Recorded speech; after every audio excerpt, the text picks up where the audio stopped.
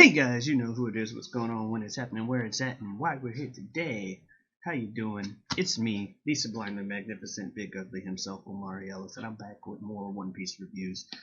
Now, I know last week I didn't release a video, so this is a review for chapters 962 and 963 of One Piece, where we go more into the story of Oden. I'm gonna also try and keep it short like I did the last time, talk about things. First off, the cover story series, where we got Capone Bage's gang still looking for Lola.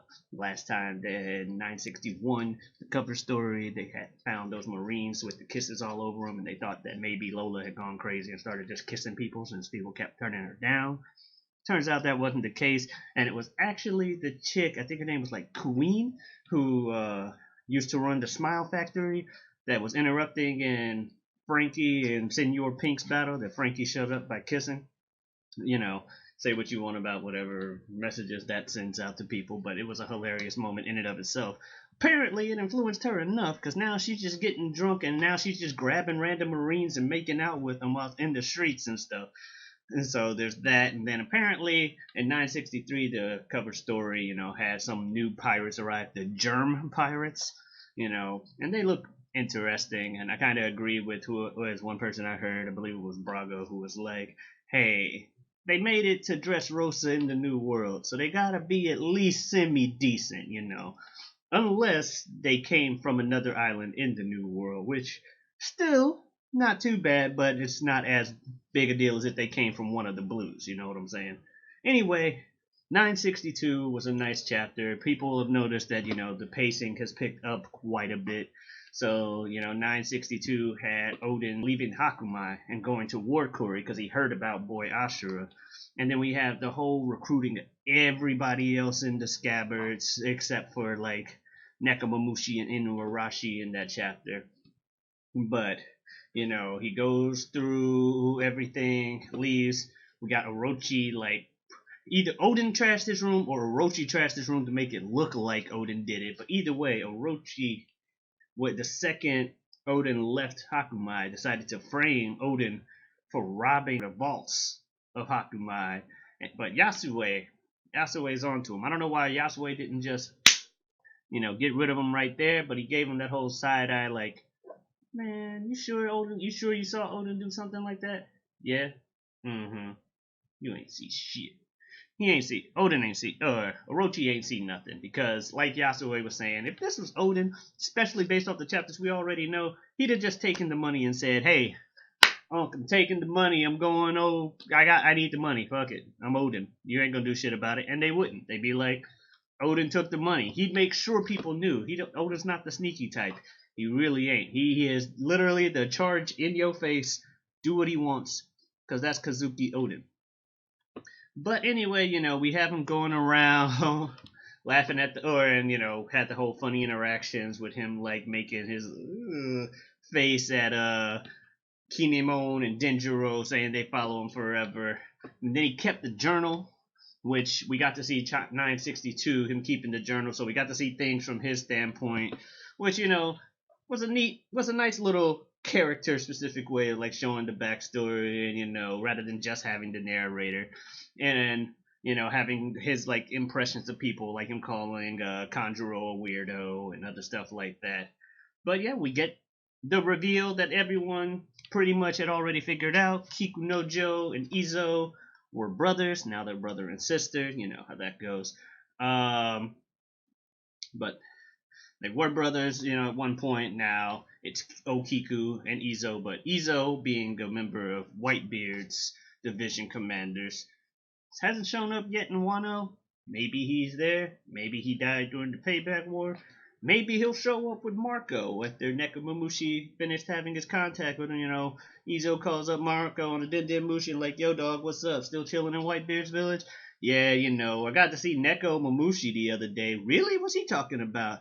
Apparently the 9 Red Scabbards are back and they doing some shit. What? Dude, we gotta go. It's time. The prophecy and all that. But we don't know the details of all that. We don't know if Izo even fucking knows about the prophecy. My guess is Izo decided to go with them on Whitebeard's ship and just fucking stayed. That's my guess.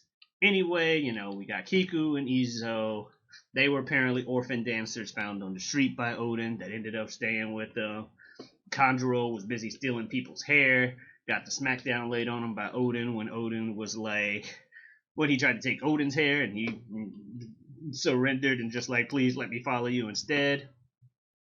Raizo apparently used to be part of the Oniwan Banshu, and it's like, yeah, that makes sense because he already seemed to suggest at a previous history with them. Apparently, he got dumped by Kunoichi. People are saying it's Shinobu. I don't think so, but I could easily see that becoming the case. You know, because we like to keep the connections going, and maybe they just put that whole deal of the past behind them, you know, so that's why they haven't really mentioned anything like that nowadays. But they did mention Shinobu being a man killer in the past, which they immediately threw away as a gag of her, like, hitting dudes in the nuts. But who knows? This is One Piece, and you know, Oda's a big believer in the whole biological clock thing. Like, oh, you hit a certain age, bam, age hits you like a fucking truck, and you don't look anything like you did when you were younger, for the most part.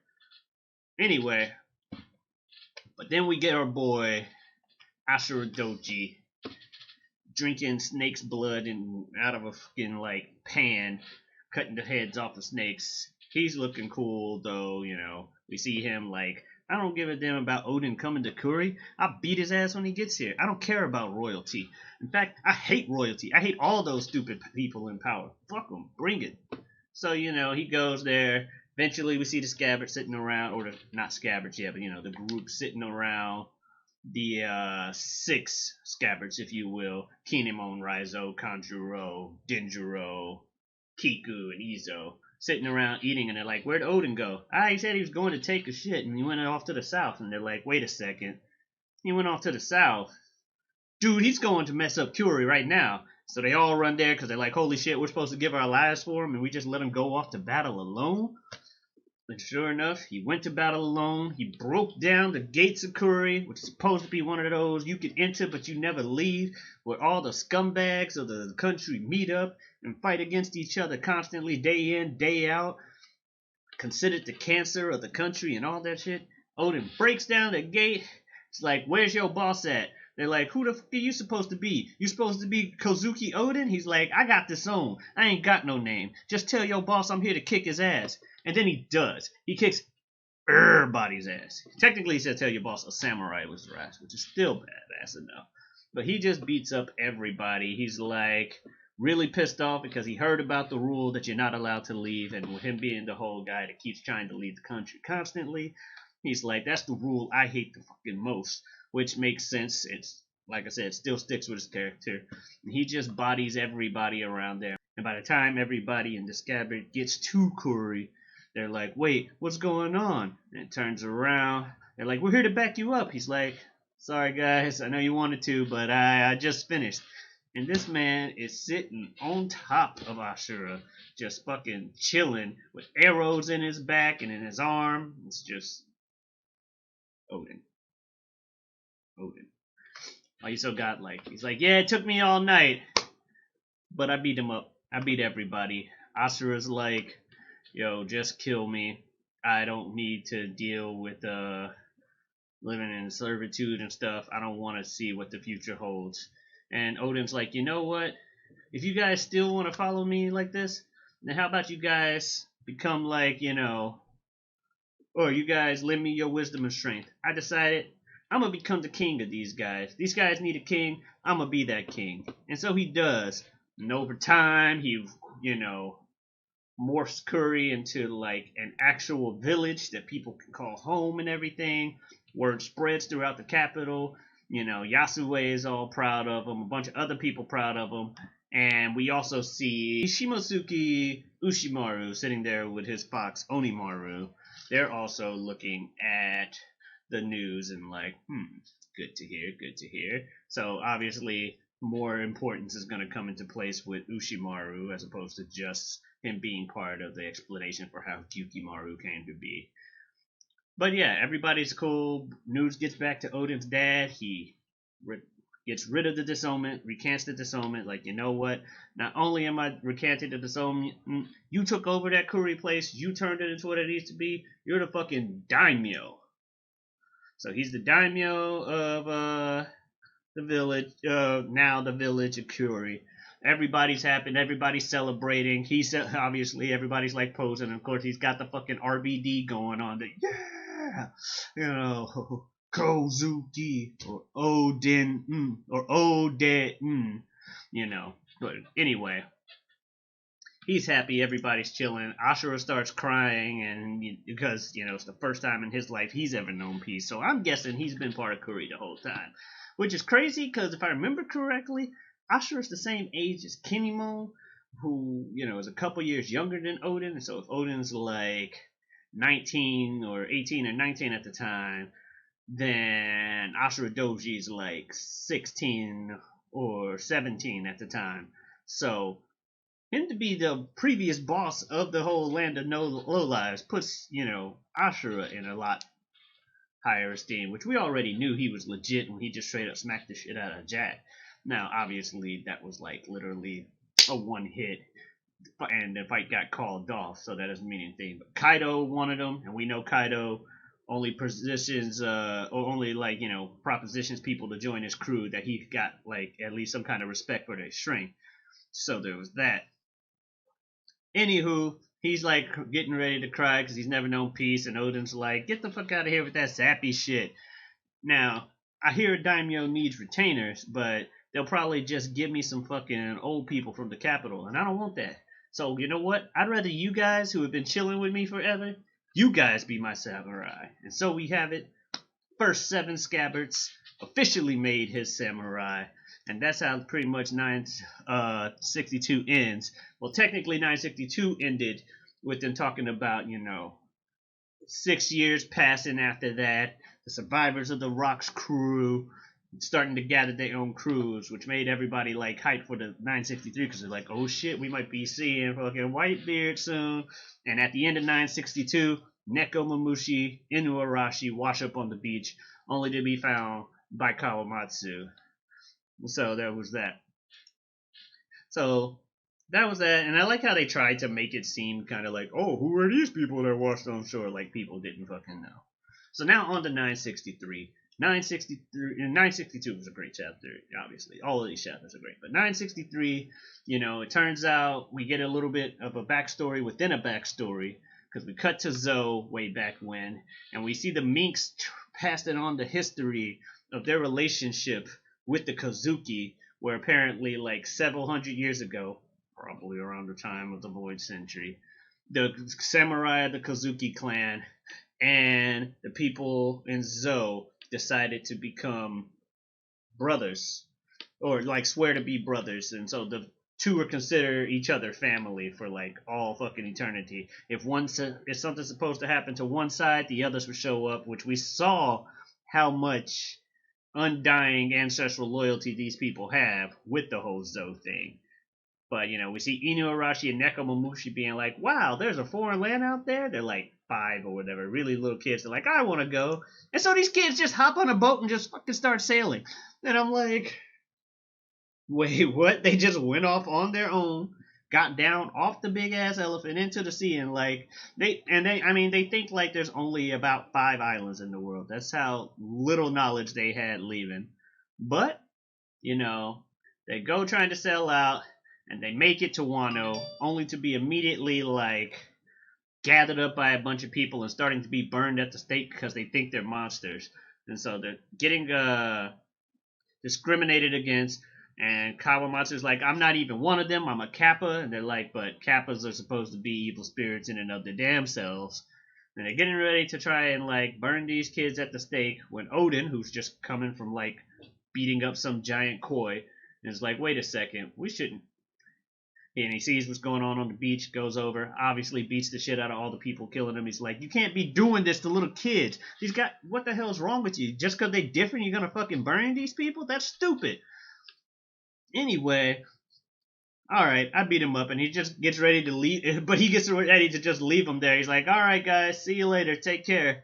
And they're like, wait a second, you can't just leave us. So he grabs him, takes him back, and he's like, wait a second. You guys must be Minks. Yeah, I've all heard about Minks, being a Kozuki and all. And they're like, well, that makes sense. The symbol on your wall is the same as our house. And, well, it's good to like finally meet some people like this, and they're also really grateful that Odin saved their lives. Kinemons and others are a bit confused about the fact that animals are talking to them, and Kawamatsu's like, or they mentioned that Kawamatsu's not a fucking mink, which finally gets rid of that. And he's like, yeah, apparently people called us fishmen and threw stones at us when I was a kid, so it's revealed that he was a fishman. And from what it looks like, his mom, based on the way her feet look, they look like fins. She must have been a person or a mermaid. But Kokoro revealed when when you reach a certain age as a mermaid, your tail can split and be used as legs when you're on land. So they got persecuted. So she told him to like start calling himself a Kappa, and she did eventually die. And he's just been calling himself a Kappa since to like fit in. So yeah, he's just like, I'm Kawamatsu the Kappa because that's what my mom told me to call myself before I died. Just be a Kappa and be proud. And so that's what he did. And so we finally got that revealed. He's a fishman. Not sure what type of fishman. Kappa style fishman. I don't know. But that also, because people were for a long time assuming maybe the fucking yokai just fucking exist in Wano. But if he's revealed to be something that already exists in the universe, same thing might be for everybody else, which means Onimaru might be a devil fruit user of some sort. Or maybe he's an actual yokai. Who fucking knows? And Tengenyama could just be wearing the fucking mask. Anywho, so he's, decides to join with everybody. They all bow their heads. They all end up deciding to follow Odin. And he's like, wow, that's crazy, man. There are a lot of creatures out there. If minks are real, damn, that means everything out there is about as crazy as I heard. I really want to sail the sea one day. But everybody decides to stay there with them. And, some time passes. And meanwhile, Denjiro comes to him like, yo, we're low on money again, man. He's like, oh, yeah, it's because I gave some more to Orochi. They're like, you can't keep giving money to Orochi, dude. Orochi's a fucking scumbag. It's gonna backfire. And he's like, but he used to be with Uncle Yasuye, so, it's fine. Everything will be cool. You can't just ignore him, he came to beg. But they're like, well, we can't tell Odin no. At the end of the day, he's, our daimyo. But they decide they're gonna go steal some money from Yasue. They get caught. We see the previous flashback from earlier where they had all been caught. And we're told, by Yasue, what, keep the money, but use it to better yourselves. If you really like Odin, this man needs to have proper retainers and proper samurai on him. And we see them, learning to study, learning to fix their manners and their language and fixing themselves up to the point to where later he comes back to the capital city with everybody. They're all like looking serious as shit, looking badass in their own right. Proper samurai shogun procession. Everybody's cool. Everybody like grows up a little bit, and it's like been 9 years since the start of the. So we skip ahead to like 9 years since the start of the flashback, because it was like, oh no, not even 9 years, more than 9 years, because it's 30 years. It's like 11 years before the start of the after the start of the flashback. There we go. Everybody makes it to the flower capital. Odin brings in everybody. Apparently, when he cut up the mountain god, he didn't kill the mountain god because he just stitched up its face and it's fine. Whatever. Manga, what you gonna do? But they make it back to the city. He goes to visit his dad. His dad makes a remark on how much he's grown. And, it's like, I ain't grown at all. It's been everybody else. These guys have changed. I'm still motherfucking Kazuki Odin. Look how, I ain't changed at all. But anyway, they're talking. They're laughing it up. And the narrator mentions that this is the last time Odin ever saw his dad, while we see Orochi kind of sneaking and hiding around the corner, plotting shit. So he probably pulled a Dio and fucking poisoned the guy to death slowly. Because Odin went to the capital thinking that his dad was sick. Sorry that this seems jumping around because I'm trying to force two things into one video without it being like an hour long. But yeah, but then we cut ahead to same year, later that year, in the Itachi Harbor. A ship washes on board, and it's none other than the in Moby Dick as we see Prime Whitebeard Edward Newgate, or Edward D. Newgate even. I know he's not a D, but he might as well be, because he's fucking Whitebeard, the GOAT.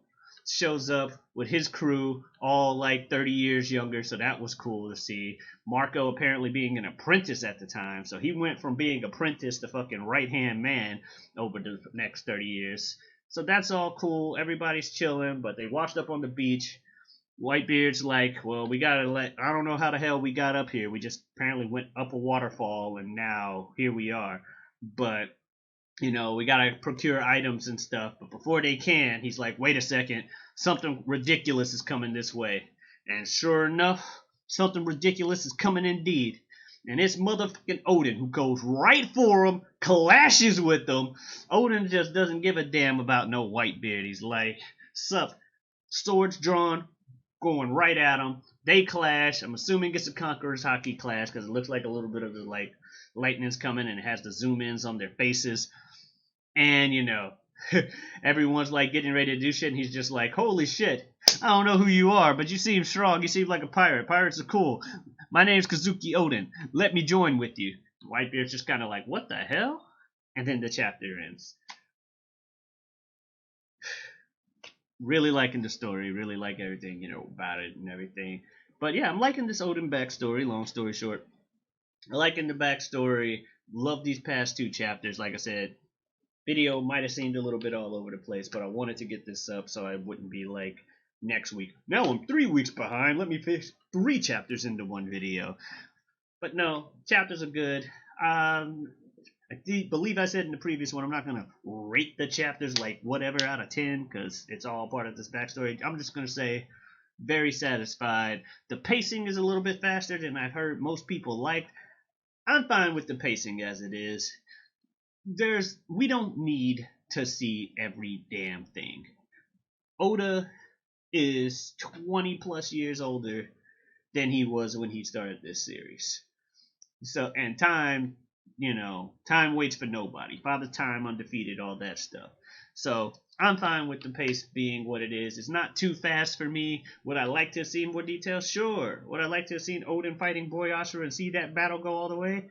Yeah, but at the same time, we already knew he beat the guy, and we got to see so much in that one panel, him sitting on there. We saw that it was a hard fight. He's fucking bleeding. He's got arrows out his back and everything. That's all we really need to see. I'm pretty sure next week we see more of a conversation with, Odin and Whitebeard, about how that actually leads to him joining the crew and everything like that. But I know Oda wants to get back to the story, because apparently the man wants to end the series in 5 years, but he wanted to end the series in 5 years when he started the series, so who knows? Apparently he's a lot more serious this time, which, as I mentioned, he is older now. Man eventually wants to just be able to relax and chill. He's at the point to where he's worked himself so hard on numerous occasions, he's forced to take a break every month. Like, take a 1 week break every month. So, there. Anyway, thank you guys for watching. That'll be it. Very good chapters. I'll see you guys next week, or whenever the next chapter is. I'll talk to you about that then. Meanwhile, like, follow, subscribe. You know how to YouTube. I don't need to tell you how to do that. Just have a good one. Adiosness.